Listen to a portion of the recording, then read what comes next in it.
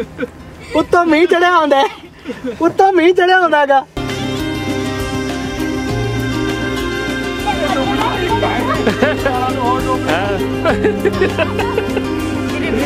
आज हम आपको गुड मॉर्निंग इसीलिए कह रहे हैं क्योंकि रात यानी कि 12 तारीख को शाम को हम लोग थोड़े थक भी गए थे और हम मार्केट घूमने चले गए थे, तो इसी वजह से आप लोगों से मुलाकात नहीं हो सकी।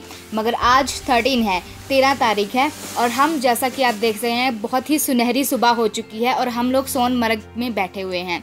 तो हम आपको थोड़ा सा हमारे पिछले दिन के बारे में बताना चाहेंगे। हम कल पहलगाम पहुंच चुके थे। पहलगाम हमने रात गुजारी, जैसा कि आप जानते हैं। कल सुबह 8 बजे के करीब हम पहलगाम से निकले। वहां पर पूरी रात बारिश हो रही थी। सुबह जब हम निकले तभी भी हमें रेन सूट पहनने पड़े क्योंकि बारिश तकरीबन हो ही रही थी। तो उसके बाद हमने तकरीबन कल के लिए 193 किलोमीटर का जो सफ़र है वो हमने तय किया। बारिश कुछ ज़्यादा नहीं थी।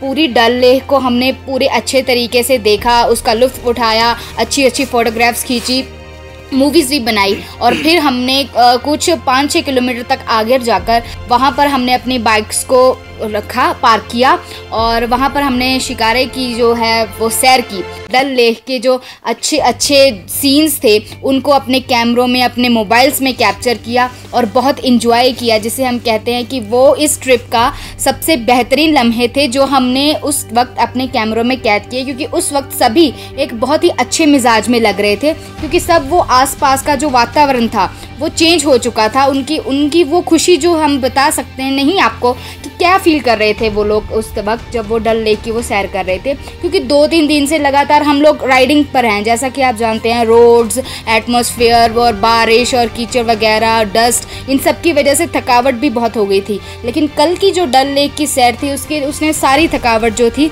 हमारे राइडर्स की मिटा दी और राइडर्स बहुत ही फ्रेश फील कर रहे थे डल लेक की सैर के बाद। उसके बाद हम थोड़ा आगे गए, वहाँ पर भी हमने कुछ फ़ोटोज़ वगैरह खिंचवाई। तो फिर हम करीब 2-2.5 घंटे का सफ़र तय करके हम पहुँच गए सोनमर्ग। तो सोनमर्ग क्या चीज़ है? सोनमर्ग का नाम सोनमर्ग इसीलिए पड़ा क्योंकि यहाँ पर सोने रंग के पहाड़ कहते हैं। लोग कहते हैं कि जब सनलाइट पहाड़ों के ऊपर पड़ती है तो वो गोल्डन कलर के दिखाई देते हैं, लेकिन जब सीज़न ऑन होता है तब। ऑफ सीज़न में तो यहाँ पे बर्फ़ ही होती है, आप जानते हैं। तो हम लोग कल रात को करीब उनको बोल दिया था कि हम आपके पास डिनर के लिए आएंगे, तो उन्होंने 8:30 बजे ठीक हमारा डिनर प्रिपेयर कर दिया। तो हम लोग पूरी टीम वहाँ पर गए और उनके टेंट्स में, जो वाटरप्रूफ टेंट थे, इतना अच्छा माहौल था, वहाँ पर बैठ के हमने खाना खाया। और आप इमेजिन नहीं कर सकते कि सोनमर्ग जैसी जगह में हमें बिल्कुल घर जैसा खाना खाने को मिला। तो आप उसके बाद हम जब अपने रूम्स में आए तब इतने थक चुके थे, बहुत लेट हो चुके थे कि हमें शॉट लेने का समय ही नहीं मिला। इसके लिए खेद है। इसीलिए हम आज 13 तारीख को आपसे मुखातिब हो रहे हैं अपने पिछले दिन के शेड्यूल को लेकर। तो अब हम लोग जोजिला पास क्रॉस करेंगे, उसके बाद हम आपको अगले प्रोग्राम के बारे में शाम को आपके साथ इंट्रोड्यूस होंगे, क्योंकि अब हम जा रहे हैं। और अब जैसा कि आप मौसम देखेंगे कि मौसम बहुत ही चेंज हो चुका है कल के मुताबिक। कल जब थी बारिश हो रही थी, कुछ नज़र नहीं आ रहा था, बादल थे, धुंध थी, मगर आज सनलाइट आ रही है और इसीलिए हम राइडर्स को होप है कि हम जोजिला पास आराम से क्रॉस कर लेंगे अगर वहाँ पर भी ऐसा ही मौसम रहा। तब तक के लिए खुश रहिए, अपना ख्याल रखिए और जियोंदे वसदे रहो। Thank you. मानसा, पहाड़ों की सड़कों पर चलने के कोई खास नियम होते हैं? हाँ, बिल्कुल खास नियम है। ये बहुत अच्छा सवाल है। अगर आप मोटरसाइकिल पे जा रहे हैं या गाड़ी पे भी जा रहे हैं तो पहाड़ों में जा रहे हैं, तो मैदानी इलाकों में अगर आप रहते हैं तो उसका ज़मीन आसमान का फ़र्क है। मैदानी इलाकों में बहुत दूर से आपको गाड़ी आती दिख जाती है, आप संभल जाते हैं, आप अपनी स्पीड कम कर सकते हैं। लेकिन पहाड़ी इलाकों में आप किसी भी गाड़ी पे जा रहे हैं, मोटरसाइकिल पे जा रहे हैं, तो अगले मोड़ पे पता नहीं आगे से गाड़ी आ रही हो या आगे से कोई मोटरसाइकिल आ रहा हो, ऑब्स्टैकल हो, आपको पता नहीं चलता, क्योंकि मोड़ तो अंधा होता है ना। अगले मोड़ पे कुछ नहीं पता चलता क्या है मोड़ के आगे। सो आपको सबसे पहला नियम ये इस्तेमाल करना है कि आप अपनी साइड पे चलना है, आपने लेफ़्ट साइड चलना है। चाहे सड़क खाली भी हो तब भी आपने लेफ़्ट साइड चलना है। तो जो लेह में जा रहे हैं लोग मोटरसाइकिल पर, तो उनके लिए कोई खास नियम है तो बताइए। हाँ, यही नियम। इसका दूसरा हिस्सा ये है, किसी भी मोड़ पे ओवरटेक नहीं करना है। वही बात है कि अगर मोड़ पे ओवरटेक करते हैं, आगे से कौन आ रहा है आपको कुछ नहीं पता चलता। और ज़्यादातर एक्सीडेंट जो है पहाड़ों में इसी वजह से होते हैं। लेफ़्ट साइड पे चलना है अपनी, चाहे सड़क खाली भी हो, और दूसरा ओवरटेक नहीं करना है। अगर 4 लोग मोटरसाइकिल पर जा रहे हैं तो उनका भी कोई नियम है भी वो मोटरसाइकिल कैसे चलाएं? हाँ, एक दूसरे से कम 10 फीट की दूरी रखनी चाहिए। एक मोटरसाइकिल थोड़ा लेफ़्ट साइड पे, उसके जो पीछे वाला है थोड़ा सा राइट साइड पे, उसके पीछे वाला थोड़ा सा इधर इस साइड पे। वैसे इस मूवी में आप देख रहे हैं कि कई बार 2-2 इकट्ठे भी चल रहे हैं, 4-4 इकट्ठे भी चल रहे हैं। वही मैं क्वेश्चन पूछ रही थी कि एक सड़क पर 4 लोग साथ वो सिर्फ फोटोग्राफी के लिए है। यहाँ पे सड़क सीधी है या दूर दूर आप ऊंचे जगह पे खड़े हैं, दूर दूर तक आपको नज़र आ रहा है, तो फोटोग्राफी करने के लिए, वीडियो करने के लिए तो आप कर सकते हैं। लेकिन वैसे आम जिंदगी में जब आप चल रहे हैं तो ये चलने का नियम है। फिर एक दूसरे को ओवरटेक नहीं करना है। नंबर रखे होते हैं, पहला इस नंबर पे चलेगा, फलां नंबर का इस नंबर पे चलेगा, तीसरा इस नंबर पे, चौथा इस नंबर पे, 5वां, जितने भी चाहे 50 भी हों, हर एक का नंबर लगा होना चाहिए कि किसने किस नंबर पे चलना है, और नो ओवरटेकिंग इन द वे।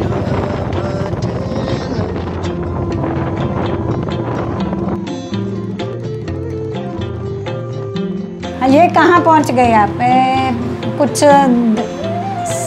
लिखा हुआ है, कोई बिल्डिंग बनी हुई है? ये बहुत इम्पोर्टेंट है।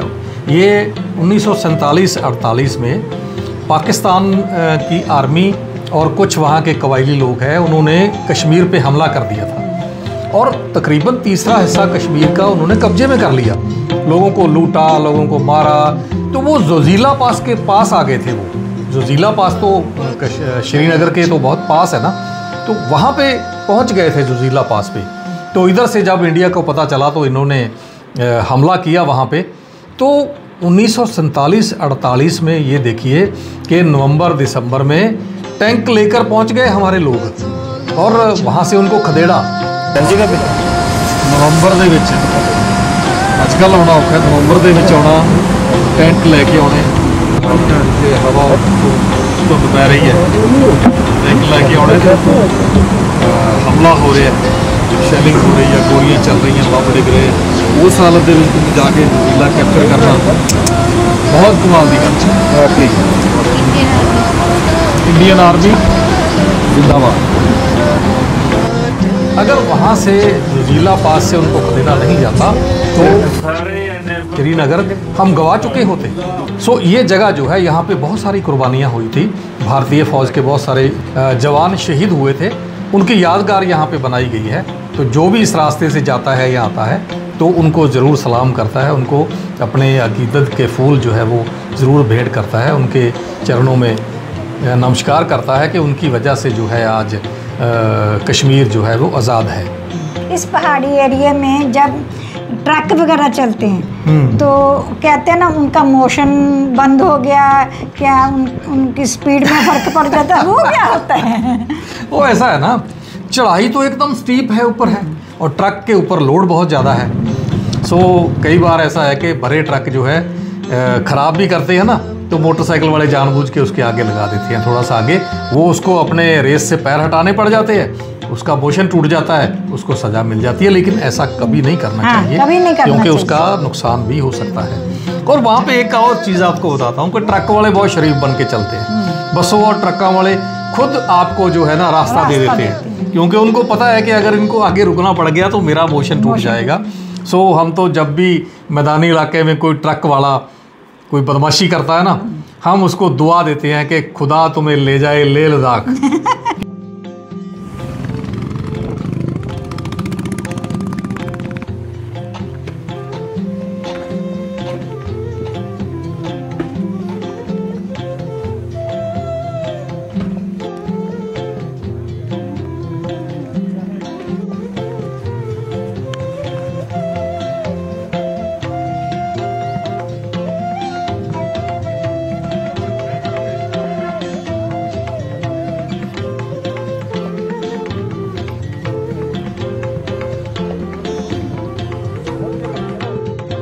एक तीसरा नियम ये भी है, लेह लद्दाख ख़ास तौर पे और पहाड़ी इलाकों में आम तौर पे ये इस्तेमाल होता है कि जो गाड़ी नीचे से चढ़ाई करके जा रही है उसको पहल दी जाती है। जो ऊपर से आ रहा है वो तो बड़े आराम से आ रहा है, ऊपर वाले का फर्ज बनता है कि नीचे वाले को पहले रास्ता दे ताकि इसका मोशन बना हुआ है वो आराम से चढ़ जाए, नहीं तो वो रुक जाएगा, उसका नुकसान हो जाएगा। अब आप कहाँ पहुँच गए मानसी? हाँ, फिर जो है हमारा ये दिन जो है मुलबेख नाम की जगह है, वहाँ पे बोधी मोनेस्ट्री भी है, वहाँ पे हम लोग पहुँचे हैं। वहाँ पे रहने का तो कोई ख़ास अरेंजमेंट नहीं था उस वक्त तो, लेकिन वहाँ एक रेस्ट हाउस मिल गया था हमें, यूडी रेस्ट हाउस है, रेस्ट हाउस मिल गया, खाली था, लेकिन बिजली वहाँ थी नहीं और पानी इतना ठंडा था कि हाथ लगाए तो मुझे लगता था कि हाथ ही जम जाएगा। तो फिर क्या वहाँ आप नहाते नहीं हैं जाके? सवाल ही पैदा नहीं होता नहाने का, सवाल ही पैदा नहीं होता। लेकिन हम एक रूल इस्तेमाल करते हैं, आप भी जो लोग मोटरसाइकिल पे जा रहे हैं ना पहाड़ी इलाकों में, ये रूल इस्तेमाल कीजिए। अगर आपके पास टेंट भी है, टेंट इस्तेमाल आप करते हैं, स्लीपिंग बैग आपके पास है, 2 दिन का टूर रखिए, यहाँ पे आप टेंट लगाएंगे, यहाँ पे सिर्फ मुंह हाथ धोएंगे, नहाएंगे नहीं। तीसरा दिन किसी अच्छे होटल में रख लीजिए, यहाँ पे गर्म पानी से आप नहाएं धोएं, आराम से करें, अपने कपड़े वगैरह धो लें और तरोताज़ा हो जाए और शरीर आपका फिर फिट हो जाएगा। फिर 2 दिन फिर तीसरे दिन फिर होटल में रहें। ये तरीका आप अपनाएंगे तो आप कभी भी पहाड़ी इलाकों में थकेंगे नहीं और आपका सफ़र जो है वो सही हो जाएगा। मुलबेख में हम लोग सुबह उठे तो लगा कि मतलब इतना अच्छा है, पहाड़ी जो ऊंची पहाड़ियाँ थी वहाँ पे सूरज की रोशनी पड़ रही थी, तो लग रहा था कि जैसे पहाड़ियों के सिर के ऊपर किसी ने सोने का मुकुट रख दिया है, ऊपर से इतनी चमक रही थी और इतनी सुनहरी रंग का जो है वो सारा उनके जो है ना सर सुनहरी रंग के हो गए थे। बहुत अच्छा लगा वहाँ पे एक यूके गेस्ट हाउस था, तो हमारे कई साथी जो है वो यूके से थे, मतलब उनका गांव का नाम था उदय कर्ण, वो अपने आप को कहते थे हम यूके से आए हैं। तो वो किसी उत्तराखंड के दोस्त ने वहाँ पे खोला हुआ था, वहाँ हमें पंजाबी खाना मिल गया, रात को भी खाना अच्छा खाया वहाँ पे, बहुत बढ़िया, और सुबह भी ब्रेकफास्ट करके फिर वहाँ से चले आगे लेह की तरफ। रास्ते के नज़ारे फिर आपको आगे दिखाते जाएंगे। तो आज के लिए जो है हम आपसे रुखसत चाहते हैं। शुक्रिया, मेहरबानी।